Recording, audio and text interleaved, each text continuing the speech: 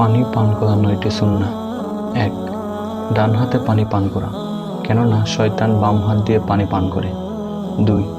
বসে পান করা, দাঁড়িয়ে পান করা নিষেধ। 3. শুরুতে বিসমিল্লাহ পড়া এবং শেষে আলহামদুলিল্লাহ পড়া। 4. 3 নিঃশ্বাসে পান করা, নিঃশ্বাস ফেলার সময় গ্লাস থেকে মুখ আলাদা করা। 5. ভাঙ্গা অংশের দিক দিয়ে পান না করা। 6. জগ বা বড় পাত্রে মুখ না লাগিয়ে পান করা।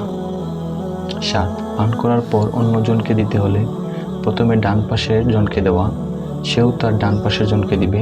পানীয়র ক্ষেত্রেও এইটাই নিয়ম। 8. উজু করার পর যে পাত্রে হাত দিয়ে পানি নেওয়া হয় সেই পাত্রের অবশিষ্ট পানি কিবলামুখী হয়ে দাঁড়িয়ে পান করা, এতে আরোগ্য লাভ হয়। 9. পানীয় দ্রব্য পান করে কাউকে দিতে হলে ডান দিকের ব্যক্তিকে আগে দেওয়া এবং এই ধারাবাহিকতা অনুযায়ী শেষ করা। মানুষ যখন তার নিত্যকার বৈধ ও অভ্যাসমূলক কাজে আল্লাহর নৈকট্য লাভের নিয়ত করে, তখন সেই কাজের মাধ্যমে সওয়াবের অধিকারী হয়।